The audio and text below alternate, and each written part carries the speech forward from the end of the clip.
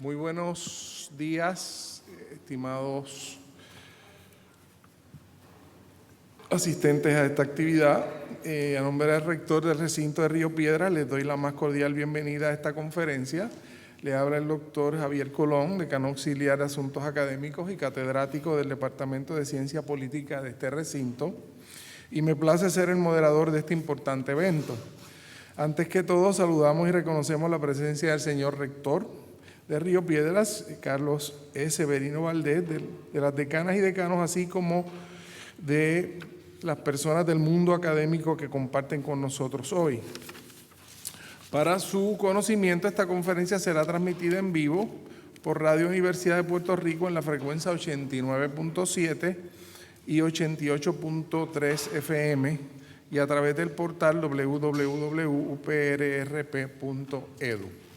Esta conferencia, que está próxima a comenzar, es una serie de actividades académicas y culturales que la Oficina del Rector ha organizado para la comunidad universitaria.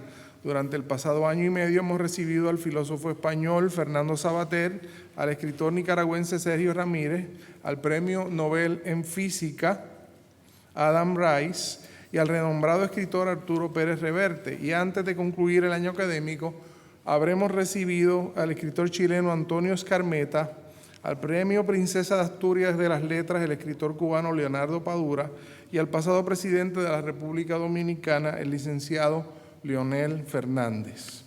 Hoy el recinto se honra en recibir la visita de la experta en terrorismo internacional, la doctora María Sagrario Morán Blanco. La doctora Morán es profesora de Derecho Internacional Público y Relaciones Internacionales de la Universidad Rey Juan I en Madrid. Nuestra invitada de hoy posee un doctorado de Ciencias de la Información y es reconocida por su pericia en temas relacionados al terrorismo, en especial sobre la ideología nacionalista vasca, Euskadi da Aska Tasaguna Eta, y la violencia política. Entre sus principales líneas de investigación están el terrorismo, la cooperación internacional, la resolución de conflictos armados, la guerra y su información, el derecho social y procesos de integración en América Latina, la delincuencia organizada, la cooperación hacia el desarrollo y diversidad de la Unión Europea, la inmigración y los derechos humanos. Cuenta con numerosos artículos en revistas científicas sobre estos temas y es autora de los libros ETA entre España y Francia, PNV ETA, Historia de una relación imposible, y Asimetría, Guerras e Información. La doctora ha participado en misiones de observación electoral organizadas por la Unión Europea, el Organismo Supervisor de las Contrataciones del Estado y la Organización de Naciones Unidas en Kosovo, Bosnia-Herzegovina, Sierra Leona y Venezuela, entre otras. En el día de hoy, la doctora Sagrario Morán nos ofrecerá la conferencia titulada El terrorismo yihadista, una amenaza para la seguridad internacional de Al-Qaeda al Estado Islámico. Los dejo con la doctora Morán. Muchas gracias.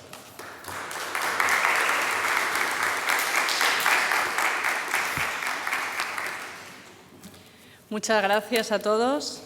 Primero quiero expresar mi agradecimiento a todos ustedes por darme la posibilidad de estar aquí hoy reunida para hablar sobre un tema que compete y que es de extrema importancia hoy en el ámbito de las relaciones internacionales. Expresar mi agradecimiento al rector de esta universidad, Río Piedras, el señor Carlos Severino Valdés, a quien agradezco profundamente que me haya invitado a estar aquí, y por supuesto a Lilian Bern, ¿no? La persona con la que yo he mantenido una comunicación en los últimos meses y que ha hecho de forma tan efectiva que yo hoy también esté aquí, ayudante especial del rector. También quiero expresar mi agradecimiento a la doctora Ida de Jesús Collazo y, por supuesto, también expresar mi agradecimiento a quien también me ha presentado, al profesor de Ciencia Política, Javier Colón. Como decía el profesor Colón, voy a hablar sobre el fenómeno del terrorismo hoy en las relaciones internacionales y me encantaría empezar hablando, dando una pequeña introducción sobre el concepto de terrorismo y la dificultad que entraña el combate contra la amenaza terrorista. Siempre se dice que al terrorismo es muy complicado acabar con él. Al terrorismo se le combate. Difícilmente se acaba con él de manera definitiva, es difícil, Hay que distinguir entre el fenómeno de la guerra y el fenómeno del terrorismo. El terrorismo es un fenómeno que tiene y entraña componentes que precisamente es lo que más dificultan su combate y acabar con él, en definitiva. El terrorismo, hay muchas definiciones sobre terrorismo, y fíjense que hasta hoy la comunidad internacional, a pesar de todos los intentos por consensuar una definición de terrorismo, pues esto no se ha conseguido. Sí tenemos una definición y un concepto aceptado por la comunidad internacional de delincuencia organizada. Esa definición aparece en el artículo 2 de la Convención de Palermo, en el que se dice que grupo delictivo pues es un grupo estructurado de 3 o más personas y que existe durante cierto tiempo, que actúa de manera concertada y donde el objetivo fundamental es de carácter lucrativo, de carácter económico. Sobre delincuencia organizada se ha conseguido una definición y hay una convención, la Convención de Palermo o Convención contra la Delincuencia Organizada Transnacional del año 2000 y que está en vigor desde el año 2003 y que cuenta con el consenso de la comunidad internacional. Se aprobó en el marco de Naciones Unidas y hoy forman parte de esta convención prácticamente todos los estados del mundo. Esto mismo se ha intentado hacer con el fenómeno del terrorismo y a día de hoy ha sido imposible. Hay muchas definiciones de Naciones Unidas, pero ninguna que goce del consenso, y precisamente la dificultad para alcanzar esta definición es lo que ha impedido que exista, al igual que existe para la delincuencia, que exista una convención contra el terrorismo internacional o contra el terrorismo, en definitiva, dentro del marco de Naciones Unidas. Sí que hay una definición de acto terrorista, según la ONU, que dice que son los actos criminales con fines políticos concebidos para provocar un estado de terror. De hecho, vamos a ver que en todas las definiciones que hay sobre terrorismo aparecen estos dos elementos que son precisamente los que complican que se haya acordado una definición aceptada por la comunidad internacional. Primero, los fines que persigue cualquier grupo terrorista. Siempre hay una finalidad política. Y segundo, otro elemento en el que también coincidimos todos es que el objetivo del terrorismo es fundamentalmente aterrorizar a la población, crear un estado de terror dentro de una población determinada que facilite así el logro de sus objetivos políticos a través de una negociación con los poderes de ese territorio donde él quiere implantar o conseguir esos objetivos políticos. Y este es el elemento que ha complicado que se alcance una definición, el carácter político del fenómeno del terrorismo. Todo grupo terrorista tiene una finalidad política, pero a través de medios violentos y donde el papel fundamental es aterrorizar, o el objetivo es aterrorizar a la población con el fin, como ya digo, de crear un estado de indefensión, de vulnerabilidad que facilite el logro de sus objetivos. Pero si estamos diciendo que el objetivo de un grupo terrorista y del fenómeno del terrorismo es aterrorizar a la población, pues yo creo que lo que también podemos decir es que es cierto que actos terroristas han existido a lo largo de la historia, pero el terrorismo, tal y como hoy lo conocemos, precisa de un elemento que empieza a ser visible a partir del siglo XIX, que son los medios de comunicación. Los terroristas siempre persiguen esa máxima de Sun Tzu: mata a uno y aterrorizarás a 1000. Y para eso necesitas a los medios de comunicación, que son los que consiguen amplificar, magnificar los atentados terroristas. Matando a uno, aterrorizamos a 1000 a través de los medios de comunicación. Si ese atentado terrorista consigue salir en todos los medios de comunicación, el asesinato de 50 personas en una selva oscura sin testigos, sin que sea captado por una cámara de televisión, no va a tener trascendencia, va a quedar en el olvido, no va a existir. Si no tenemos el papel o los medios de comunicación, los terroristas no consiguen ese fin, que es crear un estado de terror. El papel de los medios de comunicación, por lo tanto, se presenta como fundamental en el fenómeno del terrorismo. Es a finales, como decía, del siglo XIX, cuando por primera vez tenemos un terrorismo, el terrorismo anarquista, que se encargó durante unos años de llevar a cabo atentados dirigidos sobre todo a presidentes, es decir, llevar a cabo magnicidios, porque si tú querías conseguir una línea en un periódico, necesitabas llevar a cabo magnicidios, el asesinato de personas con una gran trascendencia dentro de un Estado o en las relaciones internacionales. En el año 1901, el terrorismo anarquista mataba a un presidente norteamericano, a un presidente estadounidense, McKinley, en el año 1901. Ahí consiguieron magnificar, consiguieron salir en la prensa. Estamos a principios del siglo XX, solamente existía la prensa. Los medios de comunicación que tienen más capacidad de ampliar, de magnificar, son posteriores. Estamos hablando de la radio, ¿no? Principios del siglo XX, la televisión a mitad del siglo XX, Internet a partir de la década de los 90, las redes sociales ya de principios del siglo XXI, que son los que consiguen magnificar y ampliar. Ese terrorismo prácticamente desaparece, ese terrorismo más bien de carácter internacional, que fue el terrorismo anarquista, y nos vamos a encontrar en el siglo XX con la aparición de diferentes grupos terroristas, pero de ámbito local. Eran grupos terroristas, se van a ver muy bien en el continente europeo. Si nos situamos en la década de los 70, 1970, en la década de los 70 en Europa, vamos a ver que muchos países europeos van a tener un grupo terrorista operando en su territorio. Nos vamos a España con el grupo terrorista ETA, nos vamos a Gran Bretaña, y tenemos el grupo el IRA, ¿no? El grupo terrorista el IRA. Nos vamos a Italia, las Brigadas Rojas, nos vamos a Alemania, la Baader-Meinhof, otros grupos terroristas de ultraizquierda, nos vamos a Francia, el terrorismo corso, el terrorismo bretón, pero eran todos terrorismos de carácter local, en el sentido de que buscaban un objetivo político que se circunscribía al ámbito, al Estado en el que operaban, en el Estado en el que llevaban a cabo sus atentados terroristas. Por lo tanto, era un terrorismo de carácter local. ETA, la organización terrorista que operaba en España desde el año 1968 hasta su desaparición en el año 2011, llevó a cabo todos los atentados terroristas, tuvieron lugar en territorio español. Sí se refugiaban en el sur de Francia, pero los atentados terroristas tenían lugar en el espacio, en el territorio español.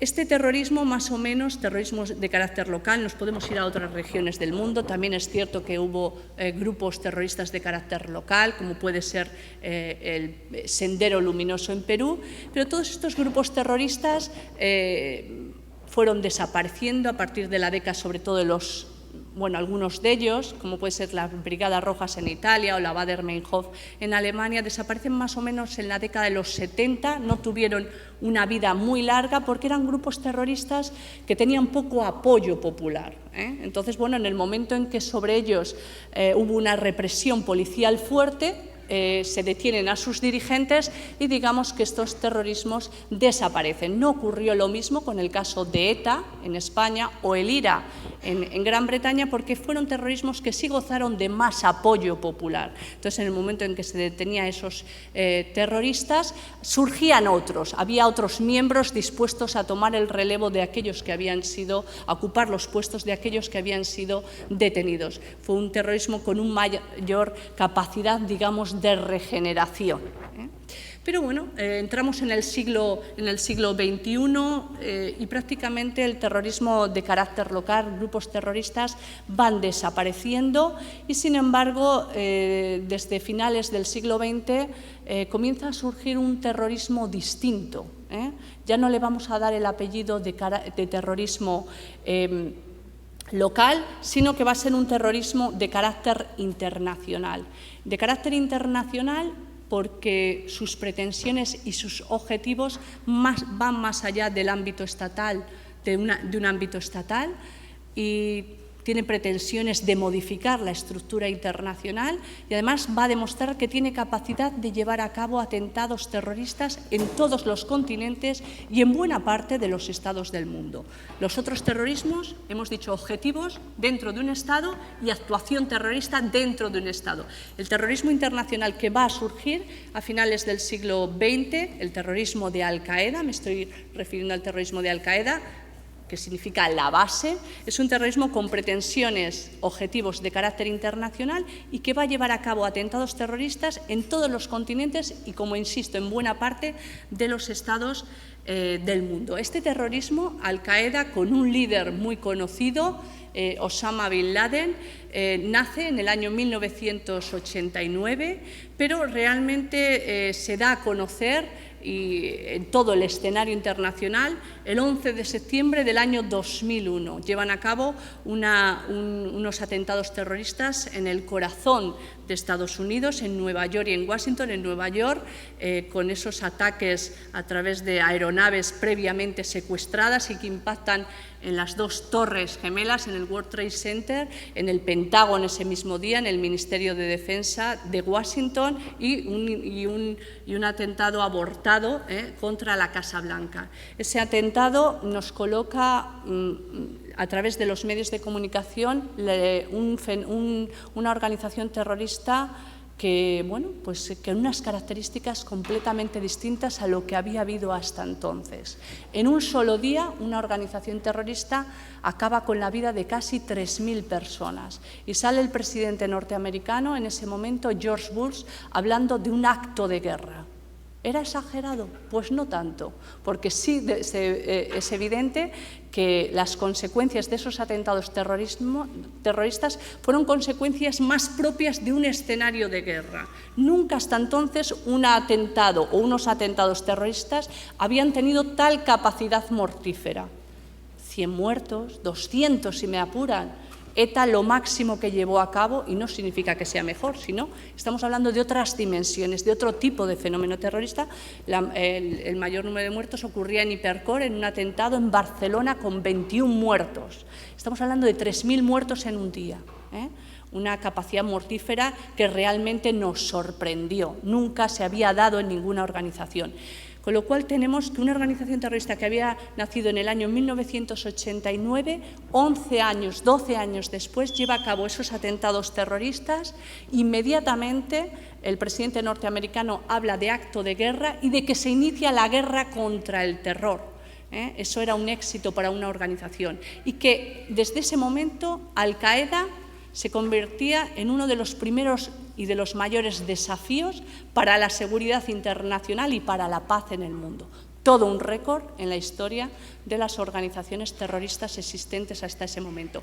Que en 12 años se hubiera convertido una organización terrorista en uno de los grandes desafíos para la comunidad internacional, eso nunca había ocurrido. Al-Qaeda, les estoy diciendo que nace en el año 1989, pero no se da a conocer hasta el 2001. Es cierto que antes había llevado a cabo otros atentados terroristas. El primero había tenido lugar en el año 1990, cuando asesina en Nueva York al líder de la Liga de Defensa Judía, Meir Kahane, pero todavía pues no tuvo una gran trascendencia mediática. También llevó a cabo atentados en el año 1993 contra el World Trade Center y en el año 1998 atenta contra las embajadas norteamericanas en Kenia y en Tanzania. 200 y pico muertos. Ya por primera vez sale la secretaria de Estado norteamericana en ese momento, Madeleine Albright, diciendo que probablemente el terrorismo va a ser una de las grandes amenazas y la lucha en los próximos años va a ir dirigida a debilitar la amenaza terrorista. Pero, sin embargo, eso realmente se hace efectivo, se convierte en una realidad a partir del 11 de septiembre del 2001. ¿Qué ocurrió durante los años siguientes, del 2002 hasta el 2010? Voy a hacer un repaso. Bueno, Al-Qaeda se presenta como una organización con dos líderes fundamentales, que va a ser Osama Bin Laden y su lugarteniente Al-Zawahiri, un médico egipcio, y lo digo porque es ahora el líder de Al-Qaeda desde que se produce la muerte de Osama Bin Laden el 2 de mayo del 2011 en Abbottabad, en Pakistán. Bien, entre esos años tenemos una Al-Qaeda que va a hacer efectivas sus amenazas de ser una organización terrorista de carácter internacional y va a llevar a cabo atentados terroristas en todos los continentes, decíamos, en África, atentados en Marruecos, Casablanca, 2003, en Túnez, en Egipto. En Europa, España va a sufrir la amenaza del terrorismo de Al-Qaeda. Ese 11 de marzo del 2004, unos días antes de que se celebraran unas elecciones que cambiaron el rumbo y los resultados de las elecciones. El 7 de julio del 2005 en Londres, y les hablo de algunos atentados, pues, algunos de los que tuvieron más repercusión mediática, pero Al-Qaeda demostró su capacidad para atentar en buena parte de los estados del mundo. También es cierto que se consiguieron abortar o que no se llevaran a cabo algunos de los atentados. En el 2002 tenemos a una Al-Qaeda que intentó atacar y actuar contra el Parlamento en Estrasburgo, contra el mercadillo de Navidad de Estrasburgo, y que consiguió paralizarse, abortarse. Nos situamos y vamos a tener una Al-Qaeda contra la que se va a actuar, se va a intentar debilitar, pero con una gran capacidad, hasta que llega un momento en que se la va acorralando. Y se la va acorralando precisamente porque va a haber una respuesta también de carácter internacional.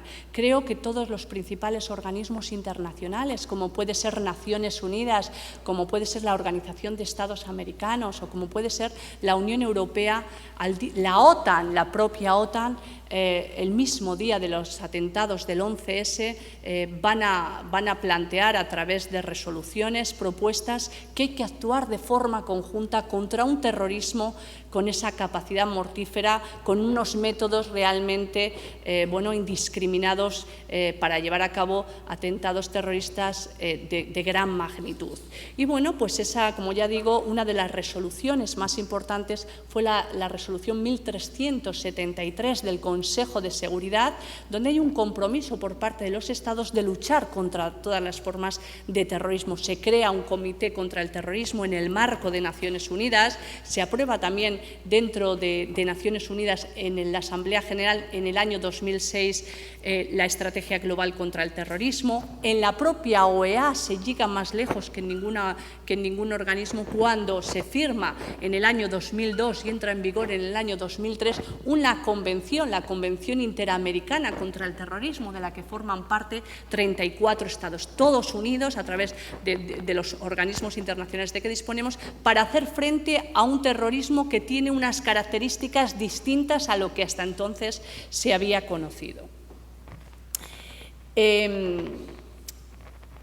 En la propia Unión Europea, también en el año 2005, se aprobó la Estrategia Europea en la lucha contra el terrorismo, una estrategia que está basada fundamentalmente en 4 principios: prevención, protección, persecución, reacción. El Tratado de Lisboa hoy, que es el tratado que está en vigor en el marco de la Unión Europea, también plantea una cláusula de solidaridad en el artículo 222, en el que dice que habrá una respuesta conjunta por parte de todos los países de la Unión Europea si uno de los países miembros de la Unión Europea es víctima de un atentado terrorista. Con lo cual vemos que hay una respuesta de carácter internacional hacia ese terrorismo que demuestra unas capacidades distintas, como ya digo, hasta lo que se había conocido en ese momento.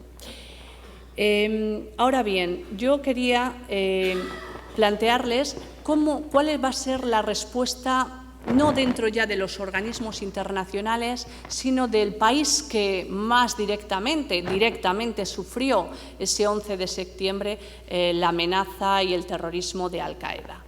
Estados Unidos lo primero que va a hacer es intentar derrotar, y así lo dice el presidente norteamericano en ese momento, George Bush, derrotar al régimen talibán. El régimen talibán llevaba desde el año 1996 en Afganistán y su líder, el Mullah Omar, se demuestra que tiene unas relaciones con el dirigente, con el líder de Al-Qaeda, Osama Bin Laden, y que además el Mullah Omar, el régimen talibán, ofrece protección hacia este grupo terrorista y que hay campos de entrenamiento en Afganistán. Con lo cual, Estados Unidos, acogiéndose al artículo 51 de la Carta de Naciones Unidas, en la que habla de legítima defensa, cuando tú has sido atacado puedes actuar en legítima defensa, actúa en Afganistán y en cuestión de pocas semanas, pues pone punto final al régimen talibán en Afganistán.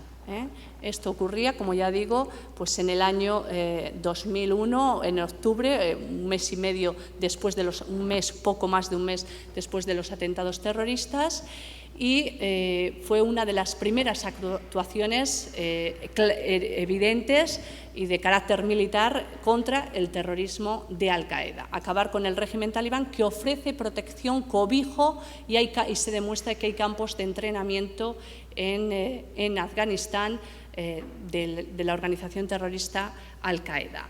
El siguiente paso, un poco más tardío, llegaba en el año 2003, cuando Estados Unidos decide intervenir militarmente en Irak para acabar con el régimen de Saddam Hussein, un régimen que se había instalado en Irak en el año 1979, y pone como justificación que el régimen de Saddam Hussein tiene armas y está fabricando armas de destrucción masiva, con lo cual considera que tiene que, aplicando la defensa preventiva, es decir, atacar previamente a quien tú sospechas que te puede atacar, en este caso el régimen de Saddam Hussein, porque según Estados Unidos tiene armas de destrucción masiva. Y se lleva a cabo esa intervención militar con el apoyo también militar de Gran Bretaña y el apoyo político de España. Esto ocurría el 20 de marzo del año 2003 y en cuestión de un mes y medio se consigue acabar con el régimen de Saddam Hussein. Estas fechas son importantes porque es ahora cuando ya empiezo a plantear ese cambio, esa evolución de la Al-Qaeda de Osama Bin Laden al Estado Islámico, la organización terrorista que hoy ocupa una parte importante de Siria, otra parte importante de Irak, y que ha creado ese pseudoestado. Por primera vez tenemos claramente una organización terrorista que está ocupando territorio y que ha establecido un pseudoestado. Esto no había ocurrido. Al-Qaeda tuvo una gran potencia mortífera, pero nunca ocupó territorio como lo está haciendo ahora mismo el Estado Islámico, una organización con unas características distintas a Al-Qaeda y que desde el 29 de junio del año 2014 ha implantado un califato. Un califato que significa muchas cosas, con un califa. Fíjense que Osama Bin Laden nunca se atrevió a autodenominarse califa, que es la máxima autoridad espiritual, religiosa dentro del mundo islámico. Siempre se hizo llamar imán, pero no califa. Abu Bakr al-Baghdadi, que es la persona que ha creado, que ha planteado este Estado, este califato, se hace llamar, por lo tanto, califa, que significa, entre otras cosas, nuevamente volvemos a tener un régimen de esclavitud. El califa tiene esclavos. Bien, para llegar a esto que ya les acabo de plantear, en el año 2003, por lo tanto, se acaba con el régimen de Saddam Hussein, que, como ya digo, llevaba desde el año 1979, y en esa etapa post-Saddam Hussein, por así decirlo, dentro de Irak, estamos hablando de Irak, se crean una serie de milicias, de grupos insurgentes, grupos rebeldes, con el objetivo declarado de expulsar a las tropas extranjeras. Las tropas extranjeras de Estados Unidos, Reino Unido fundamentalmente, pero también de otros países. Y entre esas milicias, esos grupos rebeldes de carácter suníes, va a destacar la milicia que va a crear un conocido terrorista jordano, Abu Musab al-Zarqawi, que enseguida va a jurar fidelidad a Al-Qaeda y se va a constituir, va a proclamar la creación de la Al-Qaeda de Irak. Jura lealtad, como ya digo, al entonces líder de Al-Qaeda, Osama Bin Laden.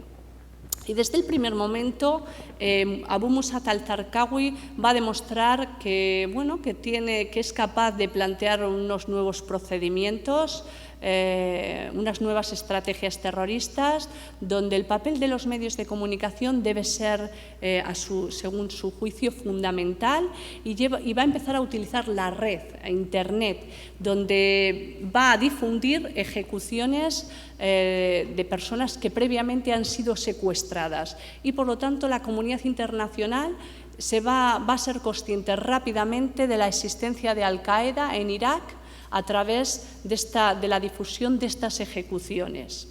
¿Qué es lo que pretendía al-Zarqawi con estas ejecuciones difundidas a través de la red y que llegaban en cuestión de segundos a toda la comunidad internacional?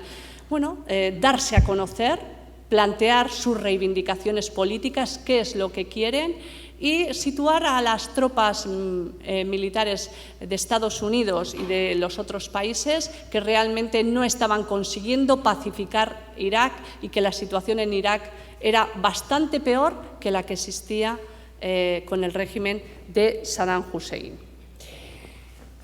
Estados Unidos se plantea desde el primer momento que lo que hay que hacer es acabar con la vida de este terrorista, de al-Zarqawi, y en el año 2006 muere al-Zarqawi en una operación militar norteamericana y le va a suceder otro, Abu Abdullah al-Rashid, es oficial del ejército iraquí.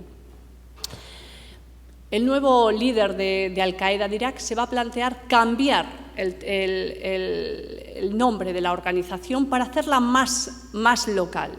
Estamos ya en el año 2007-2008 y hay una refundación, y a partir de ese momento Al-Qaeda de Irak se va a convertir en el Estado Islámico de Irak. Esta organización es una interpretación extrema del Islam suní y su ideología es el salafismo. El salafismo es una interpretación rigorista del Islam que bueno, pues él considera una idolatría la veneración de estatuas y tumbas. Ese mismo año, pues, en el que muere al-Zarqawi, toma el relevo este otro líder, Abu Abdullah al-Rashid, es nombrado primer ministro en Irak. Es muy importante esto, por eso se lo señalo, Nuri al-Maliki, que es un chií. Fíjense ustedes que si nosotros nos situamos en Irak, el 60% son chiíes, el 40% son suníes, y los suníes habitan fundamentalmente en la zona norte de Irak. Y Nuri al-Maliki desde el primer momento, digamos que va a arrinconar a los suníes, no los va a integrar en su gobierno, con lo cual se va a ampliar la brecha entre el norte y el sur, entre el chiismo y el sunismo. Eso va a favorecer que el Estado Islámico consiga simpatizantes en esa gran masa de suníes que quedan un poco aislados y no muy bien tratados por el nuevo primer ministro chií, Nuri al-Maliki, en Irak. Con lo cual, en el año 2007, bueno, pues si bien es cierto que Estados Unidos consigue debilitar profundamente a la organización, al Estado Islámico, y vamos a tener una organización más debilitada, sin embargo, pronto van a ocurrir acontecimientos donde se va a ver lo nefasto de las políticas de Nuri al-Maliki en ese objetivo de arrinconar a los suníes, y en otra decisión que toma Estados Unidos, que no fue adecuada, pero que entendía que ya dejaba a un Irak con un Estado Islámico debilitado y que por lo tanto tenía que irse. Y en diciembre del año 2011 el ejército norteamericano sale de Irak creyendo que deja un Estado Islámico muy debilitado, una organización terrorista muy debilitada, pero sin embargo eso simplemente iba a ser momentáneo. Cuando sale Estados Unidos de Irak, también consigue además acabar con la vida de ese nuevo líder, que es Abu Abdullah al-Rashid, y toma el relevo un nuevo líder en el Estado Islámico de Irak, que es Abu Bakr al-Baghdadi. Sin embargo, pronto, muy pronto, más de lo que quizás Estados Unidos esperaba, se produce el resurgir del Estado Islámico de Irak. Se produce el resurgir del Estado Islámico de Irak. Y además el nuevo líder va a fijarse rápidamente en Siria. Ya nos plantamos en el año 2011. y en el año 2011 ocurre una serie de acontecimientos en algunos países árabes donde ha habido dictaduras, eso que se conoce periodísticamente como la primavera árabe. Unas revueltas árabes laicas, de carácter laico, donde el objetivo fundamental es acabar con las dictaduras en Túnez, en Egipto, con el régimen el gobierno de Hosni Mubarak, en Libia, con Muammar al-Gaddafi, y en todas se consigue en un tiempo bastante corto acabar con esos sistemas dictatoriales. En Túnez, con la dictadura de Ben Ali, en Egipto, Hosni Mubarak. Hemos visto las imágenes de un Mubarak totalmente acabado, ¿no? Y bueno, ese fenómeno que fue la primavera árabe triunfó, es cierto que luego vimos que la primavera árabe, que tan bonita se vistió desde los medios de comunicación, luego se ha convertido un poco en invierno musulmán, porque a excepción de Túnez, donde se puede decir que ahí sí ha triunfado la primavera árabe, sabemos que en Libia la situación ahora mismo es terrible, una situación de caos, de debilidad, un Estado completamente sin competencias, con unas instituciones debilitadas y donde lo que hay es desorden, caos y terrorismo y violencia. En Egipto, pues tampoco han ido las cosas muy bien. Parece que ahora quizás se están estabilizando, pero esa primavera árabe casi ha tomado más bien se ha convertido un poco en invierno musulmán. Pero los sirios también tratan de emular lo que ha ocurrido en esos países del norte de África. Y la primavera árabe allí llega más tarde, pero también llega. En enero del año 2011 se producen las primeras revueltas contra el régimen de Bachar el-Assad. Bachar el-Assad es el líder de Siria, un régimen donde la familia tiene al ejército, y eso es lo que diferenció, y por eso también la primavera árabe tomó otro cariz, porque vimos que en Egipto o en Túnez rápidamente el ejército se separó del régimen. En Siria no, porque la familia al-Assad controlaba el ejército, estuvo de su lado, con lo cual lo que enseguida ocurre es el estallido de una guerra civil, que es lo que está ocurriendo y lo que vive Siria desde el año 2011, donde ya las cifras son en torno a más de 250.000 muertos, 6 millones de desplazados, 2 millones de refugiados, unas cifras realmente tremendas.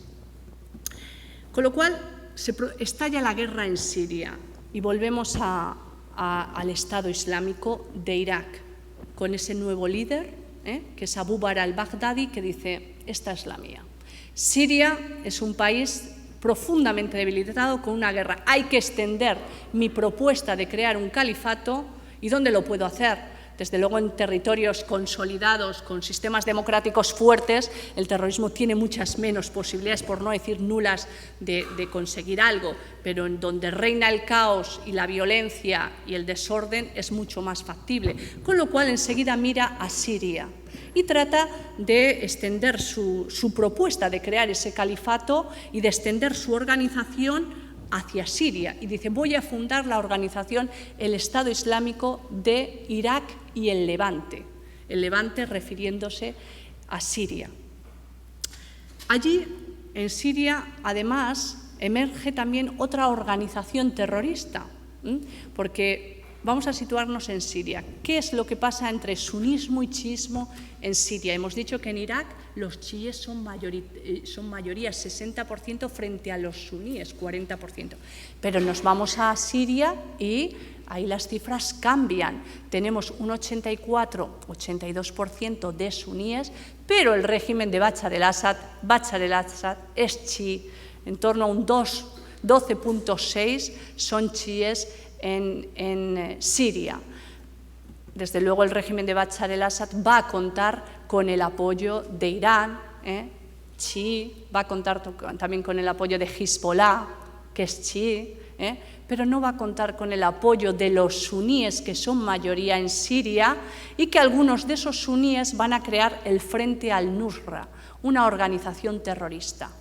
Al-Baghdadi, el Estado Islámico de Irak y el Levante, decide unirse al frente al-Nusra, pero ahí se crea una guerra entre ellos. ¿Quién lidera de los dos?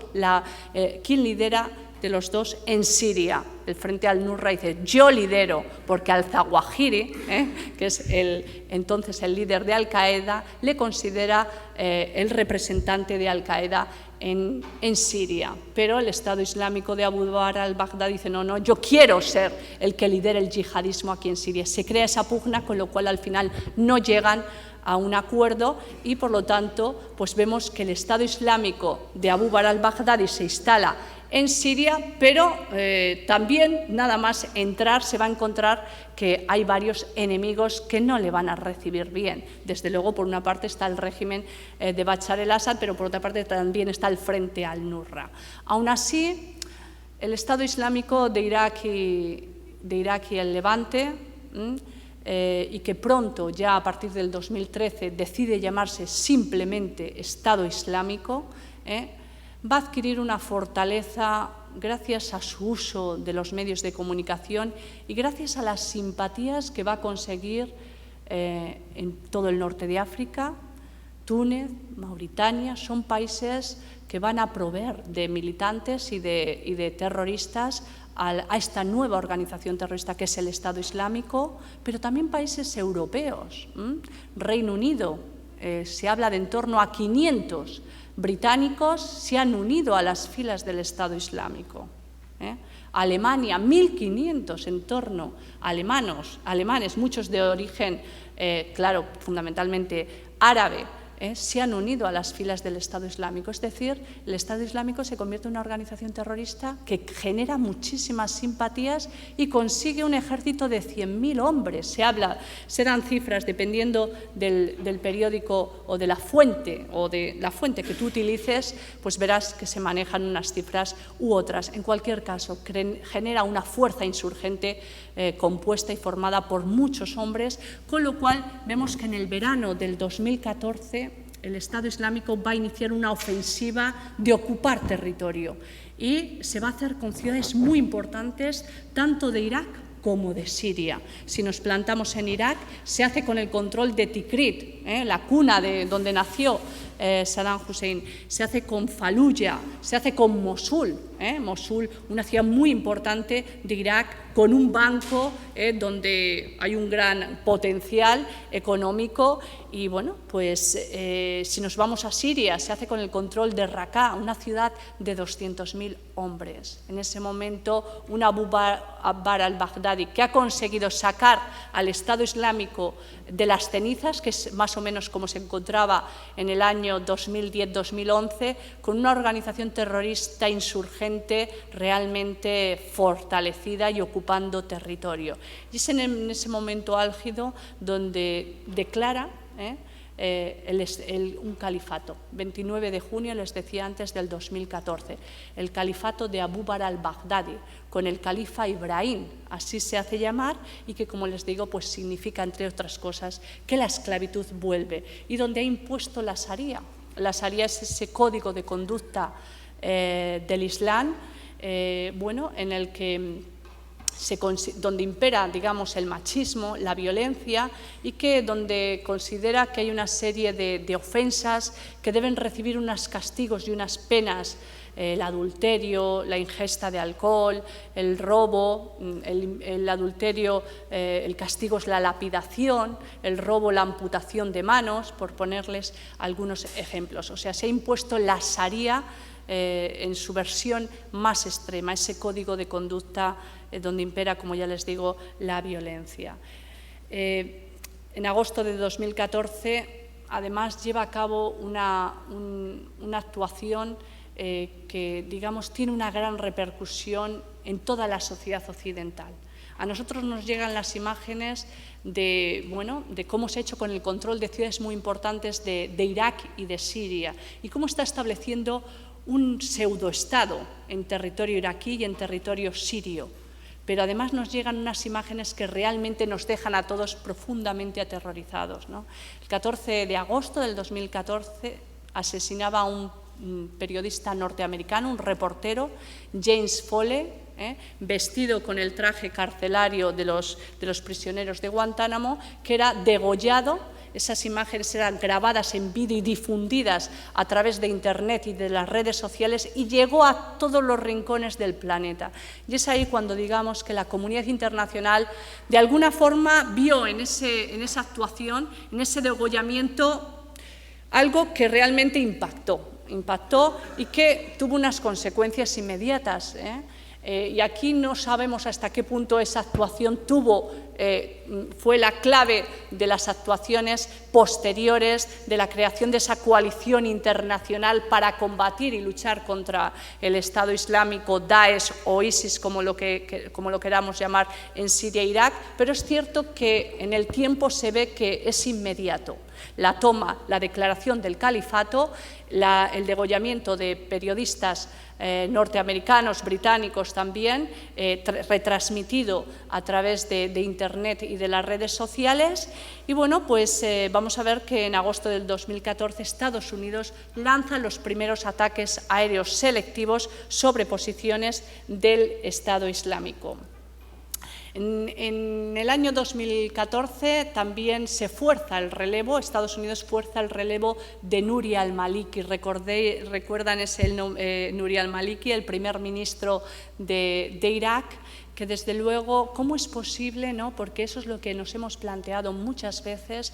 El Estado Islámico consigue derrotar en Mosul, en Faluya, en Tikrit, al ejército iraquí, un ejército entrenado por Estados Unidos y financiado por Estados Unidos. La respuesta donde se encuentra en la depredación, ¿no? Y el sectarismo de las élites iraquíes, con Nuri al-Maliki al frente, que fue incapaz de levantar, construir instituciones políticas, económicas, jurídicas competentes. El Estado, fíjense, decía que pagaba, ¿no? El Estado iraquí de Nuri al-Maliki decía que pagaba a 50.000 soldados iraquíes, que no existían, la corrupción, ¿no?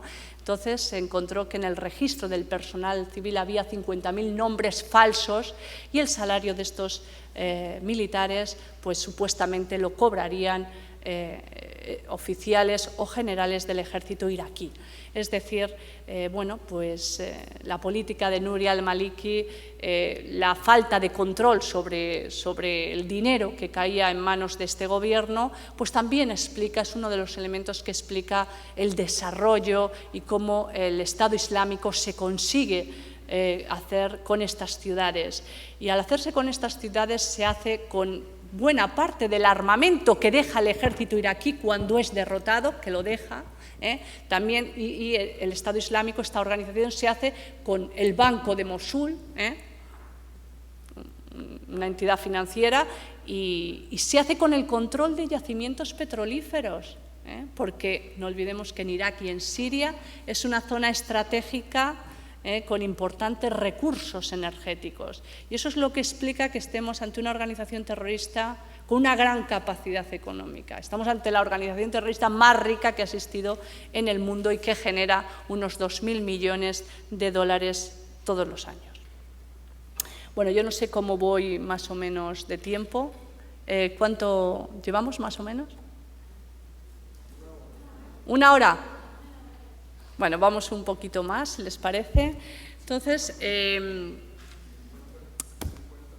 50 minutos, 20 minutos o 30 más, ¿les parece bien? Bien. Bien, yo tengo aquí un mapa que también me gustaría que viesen, ¿no? Donde ven ahí a Siria. Siria es ese país situado al lado de Irak. Siria no llega a los 180.000 kilómetros cuadrados, 20 millones de personas. Irak, unos 400.000 kilómetros cuadrados, en torno a 32 millones de ciudadanos, y ven cómo la zona roja, rosa, es pues la que controla el Estado Islámico, y ven ahí en Irak, con ciudades importantes, Kirkuk, Mosul, Tal Afar, controladas por el Estado Islámico, y en Siria fundamentalmente la más importante, Alepo también, pero Raqqa, que gobierna sobre 200.000 habitantes. Por lo tanto, Daesh o el Estado Islámico es un grupo hoy terrorista, yihadista, extremista suní, dentro de la familia suní. Ya saben ustedes que el Islam es una religión que funda Mahoma, en Mahoma 570, siglo VI después de Cristo, y que, bueno, pues rápidamente tras su muerte se produce esa división dentro del Islam con las dos grandes ramas del Islam, que son el sunismo, la rama suní del Islam y la rama chií del Islam. Estamos hablando de que hay en torno a unos 1.500 millones de musulmanes en el mundo. Los suníes son el 90% de los musulmanes, y mientras que ese otro 10% pertenecen a la rama chií del Islam. ¿Cuáles son las principales diferencias? Pues fíjense ustedes, los suníes lo que vienen a decir es que el líder de la comunidad musulmana, el califa, el líder de la comunidad musulmana, debe ser un descendiente de la tribu de los coraichitas a la que pertenecía Mahoma, mientras que la rama chií del Islam considera que la autoridad suprema del Islam debe ser un descendiente directo de Mahoma. Entonces ahí justo cuando se produce la división, porque Alí, que es el primo y yerno de Mahoma, considera que él es el descendiente. Pero no le salieron muy bien las cosas, dado que lo que triunfó siempre es el suní, la rama suní en el sentido de que es la rama mayoritaria con el 90%. Y dentro del sunismo existen diferentes corrientes, algunas, las mayoritarias, bueno, pues los malaquíes, ¿no? Pero luego está el salafismo, el wahabismo. El wahabismo es una corriente suní implantada fundamentalmente en Arabia Saudí, donde hacen una interpretación bastante estricta de la Sharia. El salafismo, Al-Qaeda, el Estado Islámico, se reconocen dentro del salafismo, que es esa interpretación rigorista del Islam. Y bueno, pues como ya les digo, Daesh estaría dentro, o el Estado Islámico dentro del grupo yihadista extremista suní, que se ha convertido hoy en el referente del yihadismo internacional y que hablando de conclusiones ya del Estado Islámico, tenemos que verlo como una ramificación o una escisión dentro de Al-Qaeda, que rápidamente se genera ese conflicto a nivel doctrinal y estratégico entre las dos organizaciones, pero que triunfa desde luego el Estado Islámico y tenemos una Al-Qaeda profundamente atomizada con un líder muy debilitado que es al-Zawahiri y con un Estado Islámico que ha conseguido además de muchos simpatizantes que llegan todos los días, llegan a Turquía procedentes de diferentes estados del mundo, del norte de África, de europeos, llegan a Turquía para cruzar y alistarse a las filas del Estado Islámico en Siria y en Irak. También tenemos una organización terrorista que ha conseguido, insurgente, que ha conseguido también muchas adhesiones de otros grupos terroristas instalados y que han surgido en otras zonas del mundo y que yo ahora mismo les hablaré, pero que antes querría terminar con esto. Como ya digo, se ha proclamado un califato en un vasto territorio, puesto que fíjense ustedes que ahora mismo el Estado Islámico, ISIS o Daesh, como ustedes quieran llamarlo, controla un tercio del territorio sirio, que estamos hablando de que son 185.000 kilómetros cuadrados, Siria, y un cuarto de Irak. Irak son unos 400.000 kilómetros cuadrados, o sea que unos 100.000. Es decir, que la bandera roja y negra de Daesh, que es la bandera de Daesh, ondea sobre un territorio más o menos casi de las dimensiones de un Estado como puede ser Reino Unido. No está mal, ¿no? Funciona como un pseudoestado, tiene efectividad sobre un territorio, tiene población, gobierna sobre en torno a 8 millones de habitantes. Dependiendo de la fuente que ustedes utilicen, verán, algunos se hablan de 6, 8, otros incluso lo amplían, 10. Es cierto que, bueno, en los últimos tiempos han ido perdiendo. Tikrit está ahora, han perdido el control sobre esa ciudad tan importante. Y bueno, pues solamente le faltaría ese reconocimiento internacional que es uno de los elementos constitutivos del Estado, pero tienen territorio, población, una organización política económica que ellos han establecido, ejercen una soberanía y les falta ese otro elemento que es el reconocimiento internacional, pero un Estado también puede existir sin reconocimiento internacional. Todos entendemos que esto deberá ser y tiene que ser transitorio. Pero el tiempo pasa y Daesh no se debilita. no se debilita. Decíamos antes, si entramos a hablar de la financiación de ISIS o Daesh, que estamos ante una organización con una gran capacidad económica, la organización terrorista más rica del mundo, y tiene dos fuentes principales, la financiación externa y la financiación interna.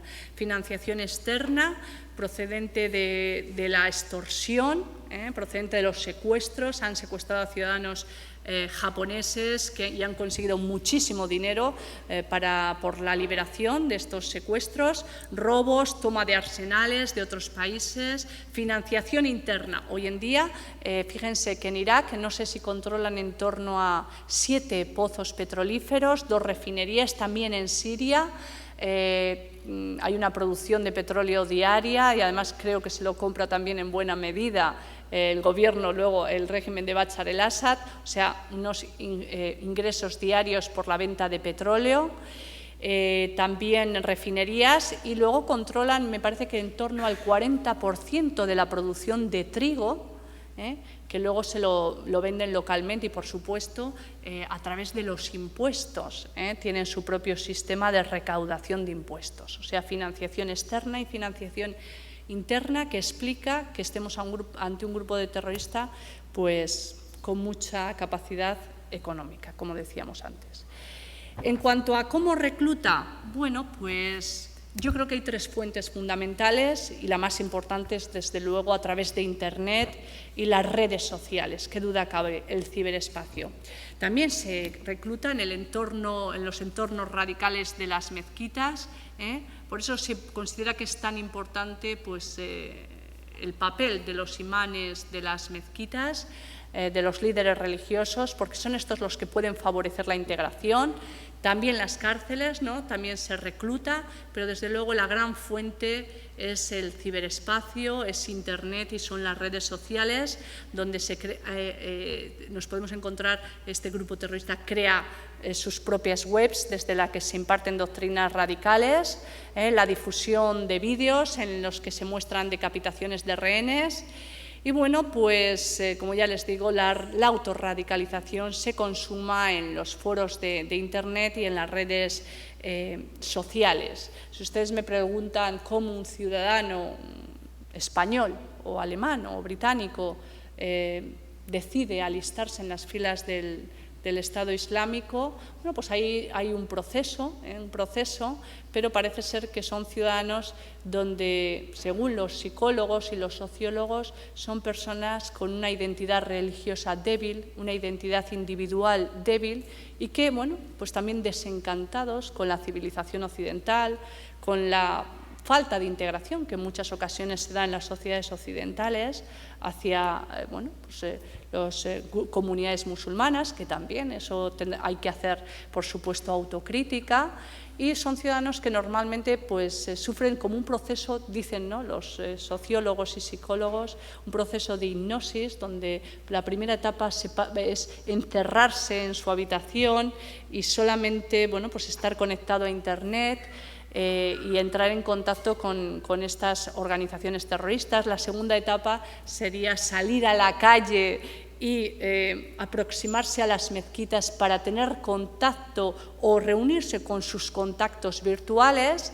La tercera etapa ya es romper definitivamente con la familia, con sus amistades. Muchos de ellos dejan el trabajo, ¿no?, y ya pues decidir unirse a las filas del Estado Islámico. Fíjense que en Europa se calcula que en torno a 500 mujeres pues han picado el anzuelo emocional, ¿no?, del Estado Islámico, toda la propaganda que vierte a través de Internet y de las redes sociales, donde se puede ver a combatientes del Estado Islámico sonriendo en sus vídeos. Yo creo que idealizan un poco, es lo que se dice, ¿no?, idealizan la guerra y tratan de mostrar como si fuera un videojuego. Y pues eso estamos viendo que sí está generando pues adhesiones y que, como decía antes, ¿no?, nos enfrentamos a un grupo terrorista que cuenta con simpatizantes en prácticamente todo el mundo, con lo cual vemos que la dimensión jurídico policial es importante, es decisiva para detener y para desmantelar células, pero desde luego no es suficiente la dimensión jurídico-policial para acabar con un terrorismo que cuenta con miles de simpatizantes en todo el mundo. Yo creo que donde más vale la pena centrarse es en dos focos: el reclutamiento, ¿no?, la radicalización y, por supuesto, también la financiación.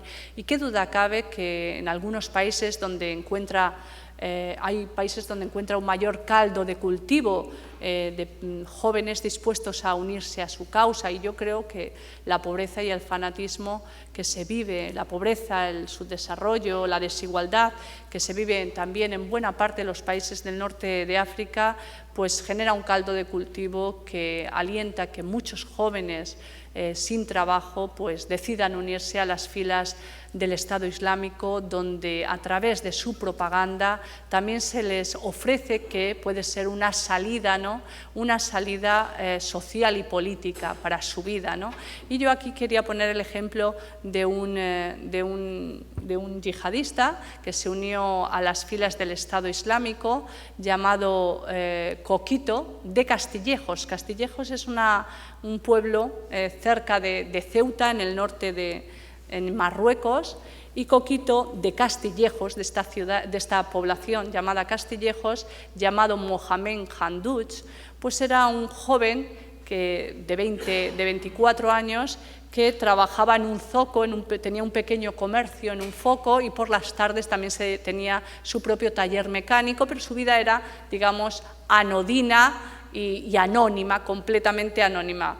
Decide unirse a las filas del Estado Islámico y se convierte, bueno, pues en un héroe de la yihad. Pasa de no ser nadie, ¿no?, con una vida sin futuro, sin demasiado futuro, pues a ser alguien dentro de un contexto, ¿no?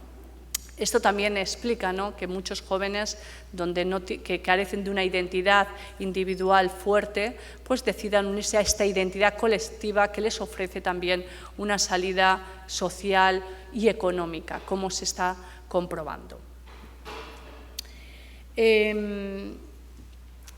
Para ir terminando sobre en qué situación nos encontramos y qué es lo que está haciendo la comunidad internacional, el conflicto, como ya les digo, se internacionalizó con las decapitaciones en directo de periodistas occidentales.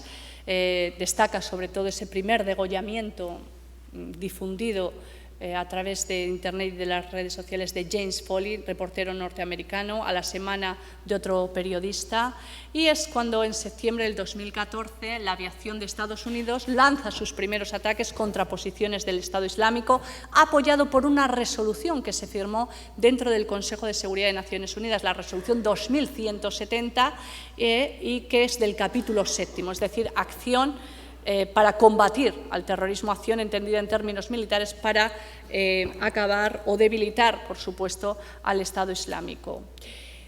Hoy en día tenemos una coalición formada por muchos estados del mundo y además tenemos con un país europeo, que es Francia, que desde febrero del año 2015 también está actuando contra el Estado Islámico en Irak, y desde septiembre en Siria. Ustedes recordarán que el 7 de enero de este año Francia era objetivo del Estado Islámico, era objetivo de esta organización terrorista con el ataque a ese semanario satírico francés que es el Charlie Hebdo, y en el que murieron pues más de 10 periodistas, y el primer ministro francés, Manuel Valls, ya ha dicho que estas acciones militares, bombardeos llevados a cabo por parte de Francia en Irak y ahora mismo también en Siria, es para prevenir futuros atentados y evitar que lo que ha dicho en muchas ocasiones el Estado Islámico, ¿no?, que estos países son objetivo. La propuesta del Estado Islámico, y así lo dicen en Internet, si nosotros queremos entrar, nos presentan un mapa y dicen que en 5 años, es decir, en el 2020, el califato tendrá que haberse extendido por todo el norte de África, y también alcanzar a aquellos países que en algún momento de la historia pertenecieron al Islam. Y entre ellos no podemos olvidar que están España y también está Portugal.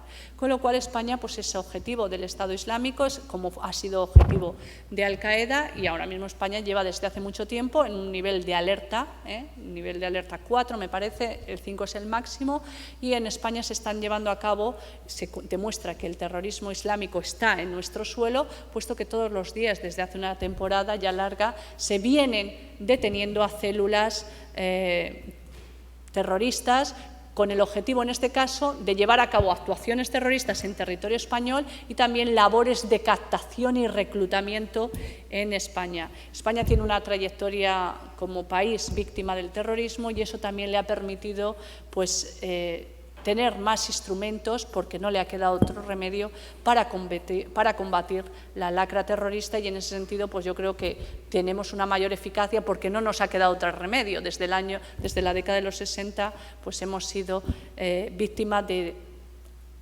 organizaciones terroristas. Primero ETA y ahora tenemos Al-Qaeda y ahora el Estado Islámico.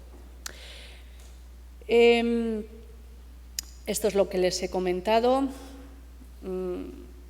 Y bueno, pues para terminar, también ya les he comentado cómo es fundamental combatir a este terrorismo con instrumentos de carácter global. La dimensión jurídico-policial es decisiva, pero esta debe ir acompañada de otras medidas más propias también de otros ámbitos, como el ámbito social, político, acabar con la profunda desigualdad que existe en buena parte de estos países africanos del norte de África, y que bueno, pues vemos que ahí se está reclutando a muchos de los combatientes del Estado Islámico.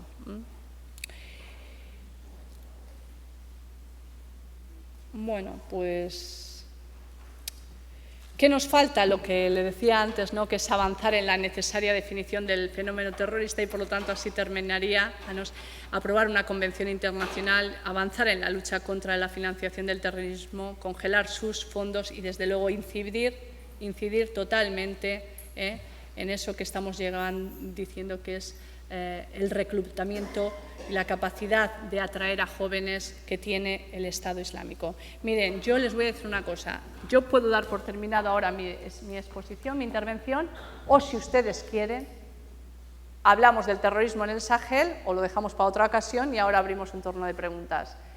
¿Por qué? Porque el Estado Islámico está en Siria y en Irak, fundamentalmente, pero cuenta con importantes adhesiones de grupos terroristas que están operando en el Sahel, es decir, en el norte de África, entre ellos Boko Haram. En Libia también ha conseguido introducirse. ¿Por qué? Porque Libia hoy es un estado caótico donde reina el caos. Y el Estado Islámico es un grupo terrorista y sabe dónde tiene posibilidades de actuar. No va a ir a Francia, podrá hacer daño a Francia, pero sabe que ahí nunca se va a hacer con control territorial, pero sí en un estado totalmente caótico hoy, que es Libia. Y es ahí donde tiene la filial más importante dentro del norte de África. Entonces podemos, si quieren, yo hablo del Sahel o bien lo dejamos para preguntas, como ustedes quieran, lo que ustedes digan. O lo dejamos para otro día. Yo no quiero tampoco abrumarles más.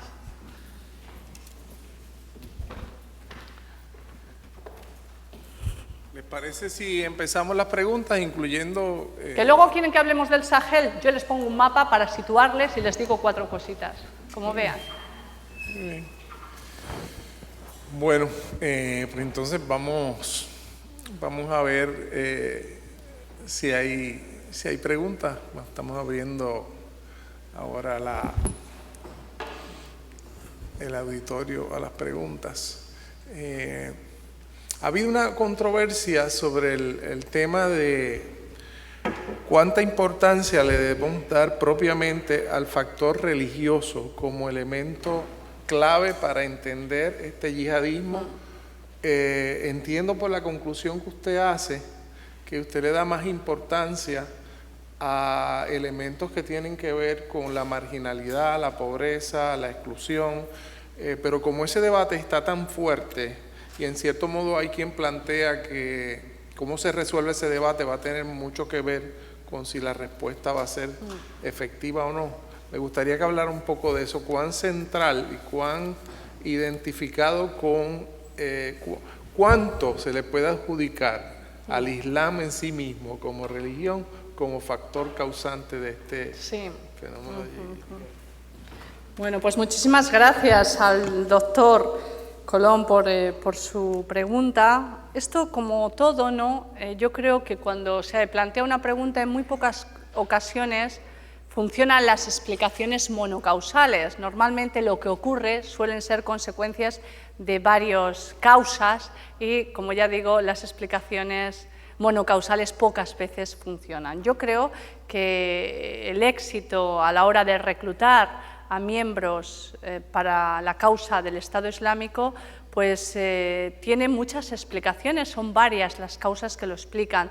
Desde luego se ha demostrado que Mauritania, Túnez, son países que están proveniendo de una forma especialmente intensa al Estado Islámico en cuanto a combatientes, y desde luego son países donde vemos que la pobreza y la desigualdad pues son señas de identidad de estos países. Yo creo que el terrorismo en principio no tiene justificación. Eso no quiere decir que no haya causas o situaciones que le favorezcan y les ayuden, y otras que les aíslen y les perjudiquen. Desde luego, en países con un crecimiento demográfico exponencial, masas de jóvenes sin trabajo, pues desde luego esto será más fácil que sean atraídos por organizaciones terroristas que les ofrecen también, bueno, pues una salida social y económica a su vida. Yo creo que Al-Qaeda, que hacía del hombre bomba su principal arma, pues ¿cómo se puede desarmar a estas organizaciones terroristas? Yo creo que en parte también se las puede desarmar creando sociedades que tengan un futuro, que ofrezcan un futuro con alicientes a sus ciudadanos. No obstante, esto no es una explicación que nos valga al 100%, porque también vimos en Reino Unido, los autores del atentado del 7 de julio del 2005, o en Arabia Saudí, a ciudadanos que no les faltaba de nada, y sin embargo que se radicalizaron hasta extremos insospechados.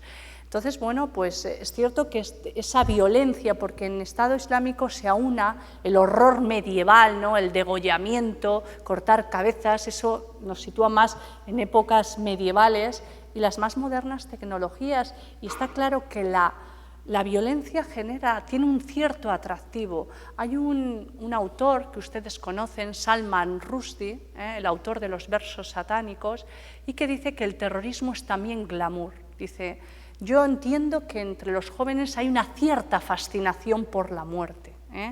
De imaginarse un futuro o una acción heroica, cuando en realidad lo único que hacen es saltar por los aires el suicida y quitar la vida a otros.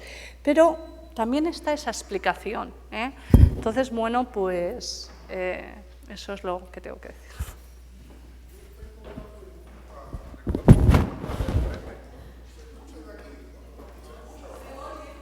Bueno, yo creo que hay un reclamo, señor rector, para que pase al...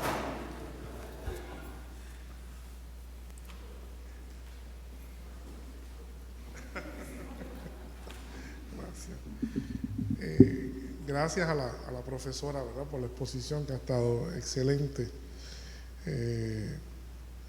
Desde los tiempos que comenzó a operar la hermandad musulmana, es conocido de que el desplazamiento del nacionalismo árabe, ¿verdad?, que poco a poco va causando este movimiento más bien ya hacia lo religioso, menos secular. Una de las claves de la consolidación ha sido poder construir infraestructura social. Crear. Infraestructura social, digamos, hospitales, escuelas, asistencia social, que le ha logrado obviamente mucha validación. Pregunto, en el caso del Estado Islámico, al interior, ¿cuál ha sido entonces la manera de ver la parte social de ellos? Bueno, la parte social se está viendo también que está Han impuesto la Sharia, ¿no? Que es en su versión más extrema. Hay una dictadura implacable. Pero también es cierto que tienen esa parte social, la educación, la sanidad, construcción de carreteras y que sacan por Internet. Claro que sí. Y cómo es una organización muy fácil a la hora de entrar y donde rápidamente sus combatientes van a tener dinero, van a tener reconocimiento social. Y es cierto que mujeres en Europa, mujeres europeas, han picado ese anzuelo emocional, eso que vende el Estado Islámico y que está resultando atractivo para algunas personas. Los estudiosos sí que es cierto que inciden en que si vamos mirando todas estas personas una por una, hay una identidad individual muy débil y un afán por integrarse en una identidad colectiva. Pero claro que también no han descuidado el Estado Islámico pues esa parte social, donde lo que te están vendiendo, la propaganda del Estado Islámico es que ahí tienes un futuro, que ahí hay un orden. Y es cierto que hay un orden, pero un orden basado en el terror. Pero hay un orden, hay una estabilidad. Claro que sí. Eso es lo que te ofrecen los regímenes dictatoriales también, ¿no? Las dictaduras. Un orden y una estabilidad. Eso sí lo está ofreciendo también. Aquí hay un orden, una estabilidad.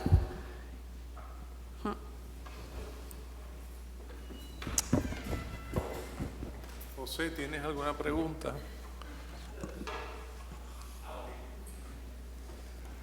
Yo sé que usted ha seguido este tema detalladamente. Buenos días a todos.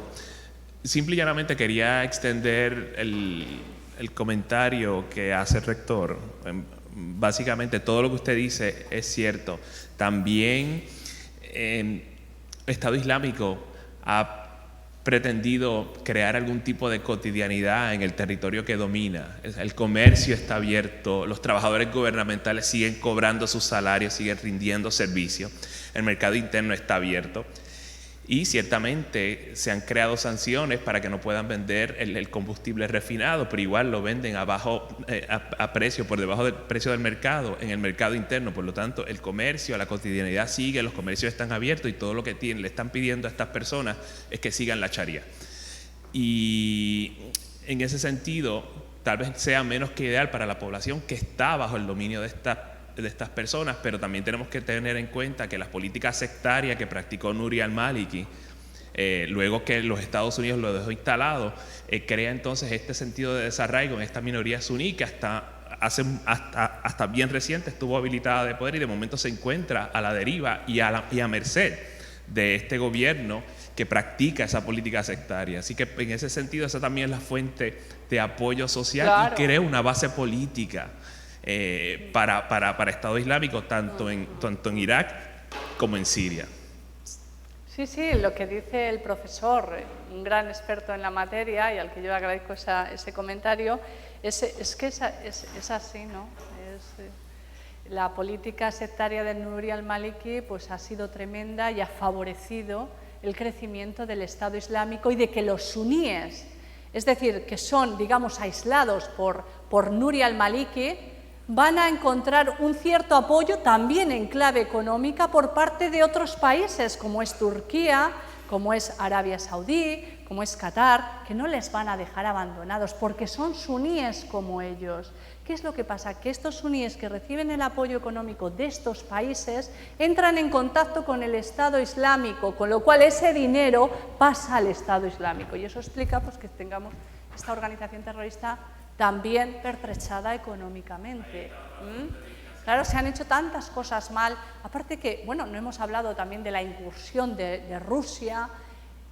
¿Quién no está ahora mismo en Siria? Está toda la comunidad internacional y las relaciones internacionales están concentradas en Siria, están concentradas en Irak. Todo el tablero geopolítico de intereses se mueve hoy en esta parte del mundo, como se lleva moviendo desde hace mucho tiempo.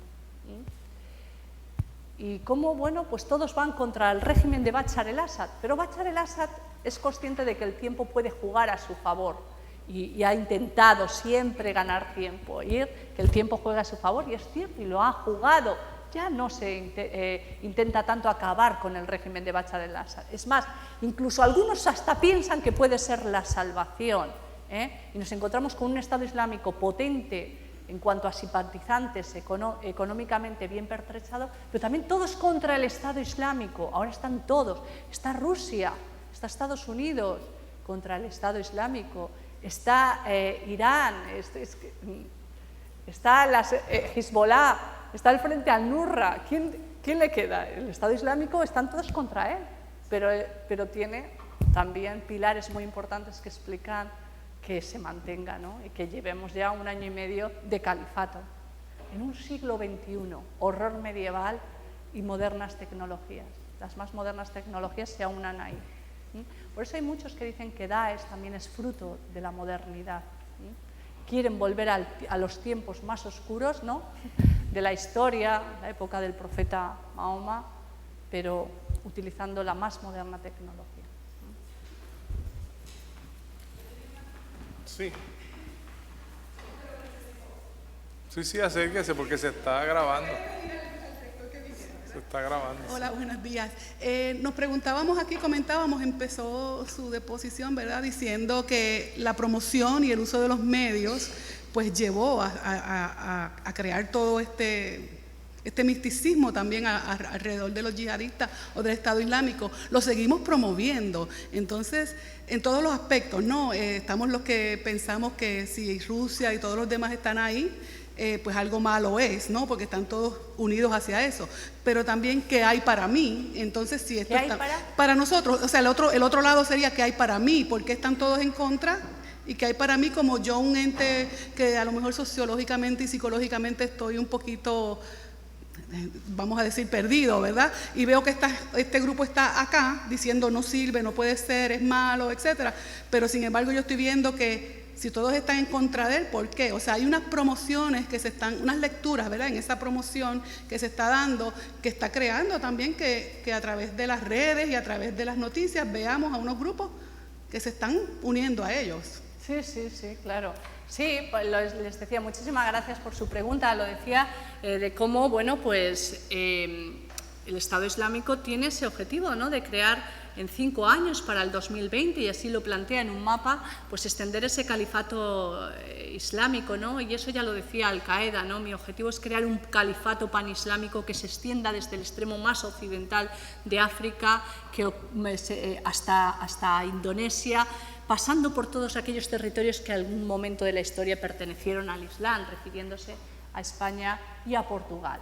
Bien, ¿dónde hay más caldo de cultivo y más posibilidades? Desde luego en la zona del Sahel, donde tenemos gobiernos muy débiles, Mali, un gobierno muy débil, Nigeria, un gobierno, bueno, donde hay una profunda desigualdad social, donde reina también el caos y donde ha emergido una organización con muchísimo que tiene también, está utilizando muy bien los medios de comunicación y la propaganda, como es Boko Haram, y que es la organización terrorista hoy más potente que hay en la zona del Sahel, y que se ha aliado y ya han dicho que, bueno, han jurado lealtad al califa Ibrahim, a Abu Bakr al-Baghdadi, con lo cual, bueno, pues vemos que ya empieza a tener extensiones en otros continentes, como es en África con Boko Haram. Con lo cual, bueno, pues esto realmente sí que asusta, y otras actuaciones terroristas que ha llevado a cabo el Estado Islámico. Yo no sé si acordarán, no sé si en febrero o marzo de este año, en Libia, cuando consiguen secuestrar a no sé cuántos cristianos coptos y los degüellan, y salen imágenes terribles. Yo me opongo a ver esas imágenes, ¿no?, a 50 o 100 cristianos coptos en una playa bañada por el mar Mediterráneo, donde a pocos kilómetros se bañan en zona turística. Eso está ocurriendo muy cerca de lo que, bueno, se habla a veces esa Europa culta y civilizada, ¿no? Pero, ¿y cómo cuando vemos esas decapitaciones nos planteamos en Europa pues empezar a actuar? Pero yo no sé si he contestado lo que usted me estaba planteando. Lo seguimos viendo para unos grupos buenos y para unos malos, no, lo seguimos viendo, los medios de comunicación lo ocurren a todos los niveles. Ay, perdón. No, que lo seguimos viendo porque los siguen cubriendo a todos los niveles, ¿no? Y en todos los países. Y entonces vemos las negativas, muy malas, pero también vemos las otras, ¿no? Donde se unen. Sí, se unen, sí, y entonces, se están consiguiendo y se conseguirán.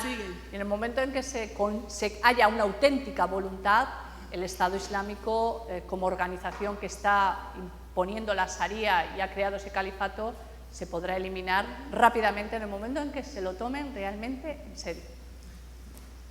Es cuestión de voluntad y determinación política.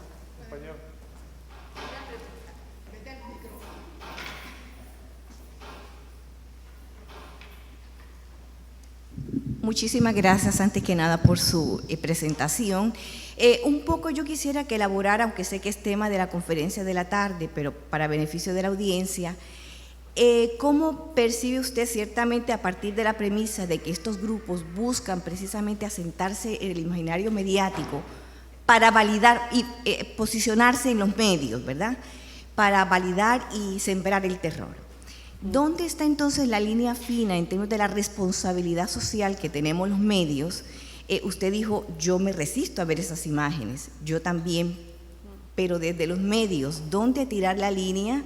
Son eventos de gran impacto que dentro del esquema informativo son noticia. ¿Dónde trazar la línea? Es complicado, pero ya se han hecho cosas.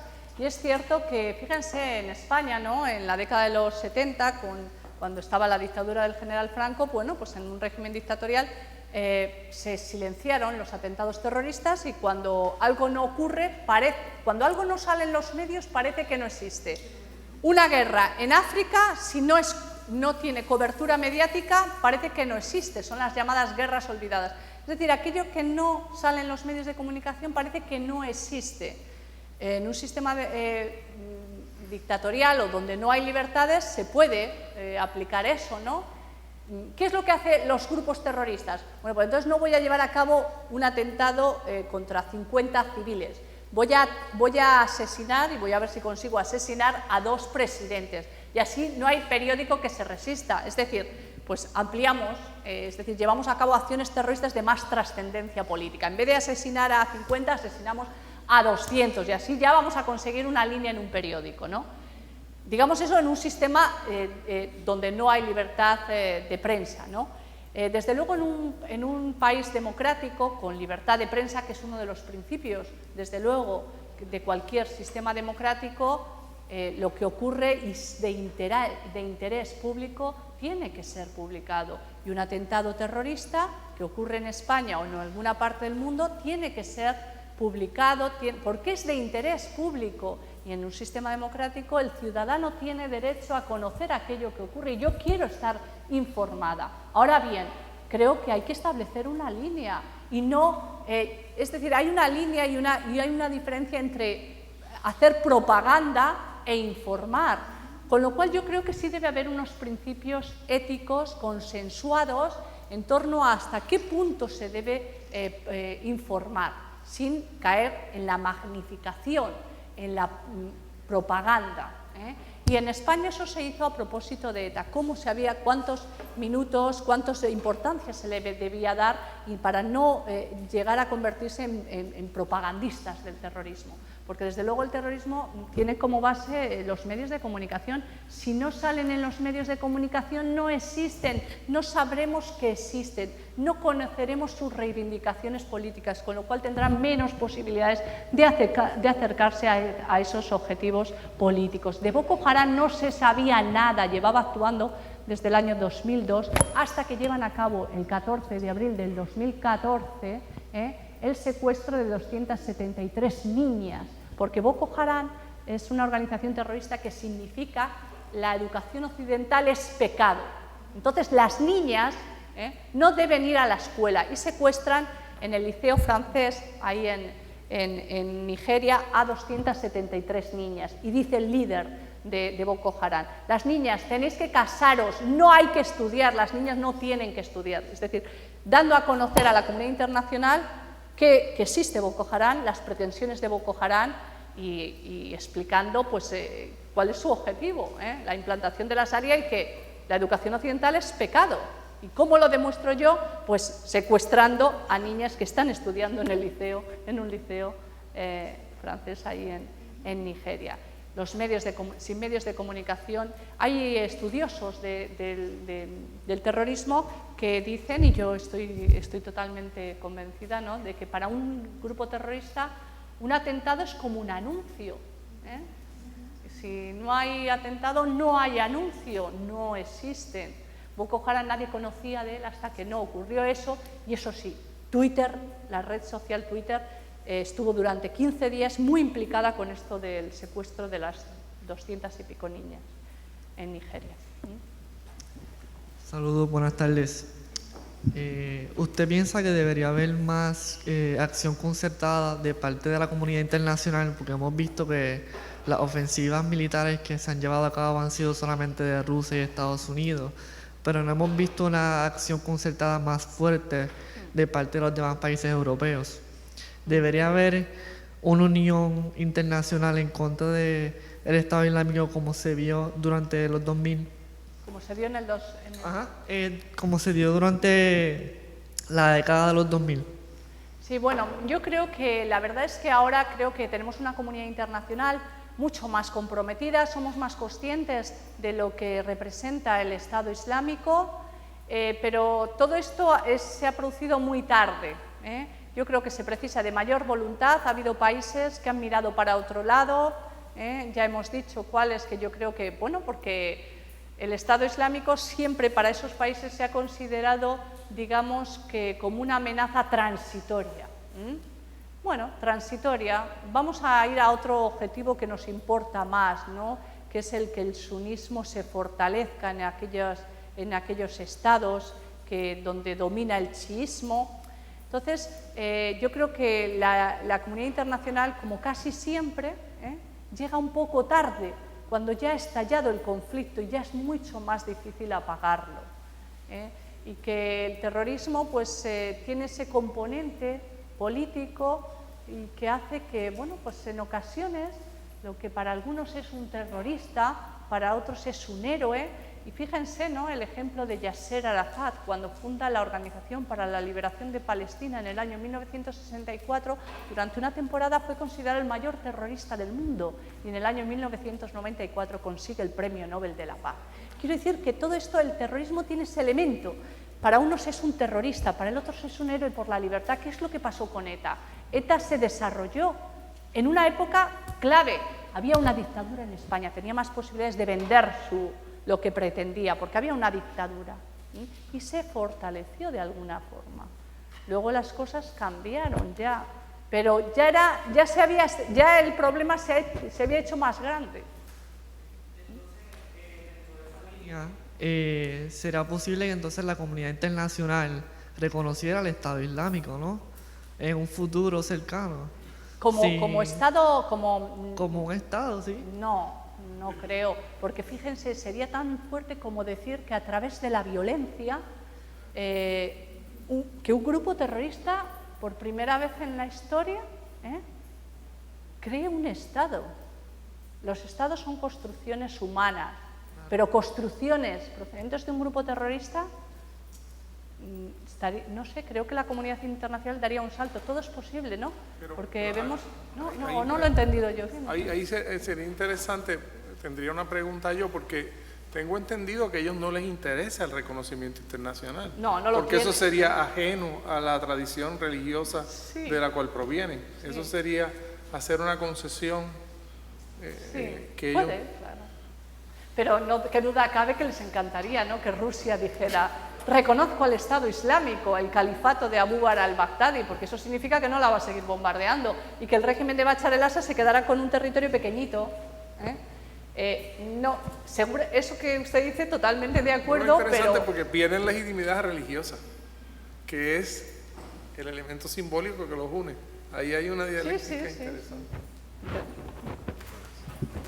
Me parece que lo abordó un poco el tema, pero me gustaría saber, en su opinión, en qué medida ha contribuido la política intervencionista de los Estados Unidos a la creación, o más bien al resurgimiento y fortalecimiento del Estado Islámico.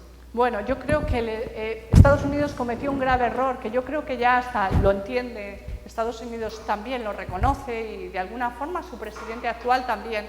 Estados Unidos, yo creo que en ese momento tomó una decisión que es la que explica todo esto, ¿no? En el año 2003 decide intervenir militarmente con el apoyo militar de Reino Unido y el apoyo político de España en Irak y acabar con el régimen de Saddam Hussein, que 10 años antes, cuando estaba su padre de presidente, George Bush, le quedó esa cuenta pendiente, porque ustedes recordarán que en el año 1990 Saddam Hussein, Irak, invade Kuwait y se genera una coalición internacional donde se autoriza el uso de la fuerza para acabar con esa situación, pero no se acaba con el régimen de Saddam Hussein. Ocurre el 11 de septiembre y digamos que esa cuenta pendiente que le queda al padre la trata de solucionar el hijo con el tema del 11S y lleva a cabo esa invasión, así nombrada en Europa, intervención militar contra Saddam Hussein. A partir de ahí, pues, se crea el caldo de cultivo que explica la situación actual. Todos, si hoy hubiera continuado el régimen de Saddam Hussein, no sabemos lo que hubiera ocurrido. Sí sabemos lo que ha ocurrido con esa intervención y esa intervención militar norteamericana, que, por cierto, no olvidemos que no contó con la aprobación del Consejo de Seguridad, porque Rusia, China, Francia no estaban de acuerdo, con lo cual intervino militarmente sin una autorización del Consejo de Seguridad de Naciones Unidas, que es el único órgano competente para autorizar el uso de la Fuerza Armada en las relaciones internacionales.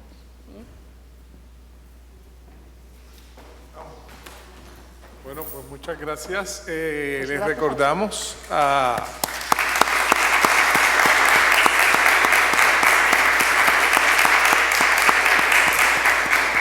Muchísimas gracias, un placer estar con ustedes. Les recordamos que hoy a las 2:30 en el aula magna de la Escuela de Comunicación, pues la conferenciante va a continuar, pero ahora más específicamente sobre el tema de los medios de comunicación y este fenómeno del terrorismo. Así que están invitados a las 2:30 hoy en la Escuela de Comunicaciones. Muchas gracias.